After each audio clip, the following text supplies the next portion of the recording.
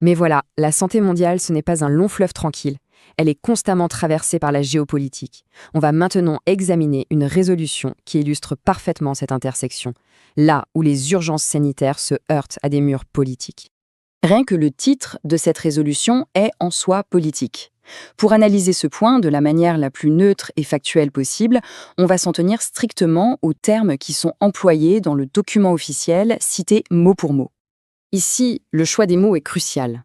Le verbe « exige », dans le langage diplomatique, ce n'est pas anodin. Ce n'est pas une suggestion, c'est une injonction.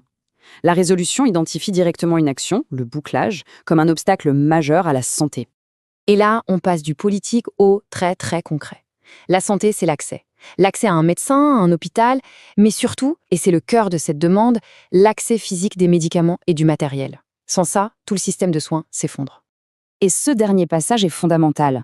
En invoquant le droit humanitaire international, la résolution ancre la demande dans un cadre juridique plus large.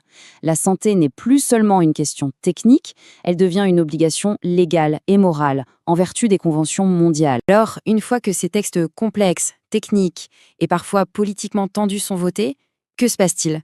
Comment passe-t-il du papier à la réalité sur le terrain? C'est l'étape décisive. L'Assemblée ne fait pas que débattre. Elle gère aussi. Elle prend des décisions financières très concrètes. Par exemple, cette résolution de 2010 a alloué 10 millions de dollars pour la sécurité du personnel et des locaux de l'OMS. C'est un rappel que derrière la grande politique, il y a la gestion quotidienne d'une immense organisation. Au final, l'ensemble de ces résolutions, ça constitue une feuille de route collective. C'est une sorte de to-do list mondiale qui va orienter l'action de l'OMS, guider les investissements et aider les pays à aligner leurs priorités sur un consensus international. Et cette analyse de 2010 nous ramène forcément à aujourd'hui. C'est assez frappant de voir à quel point ces sujets restent d'actualité. Préparation pandémique, nutrition infantile, accès aux soins en zone de conflit, ces défis résonnent encore puissamment. La vraie question, c'est de savoir quel chemin a été parcouru depuis et surtout, ce qu'il reste à faire.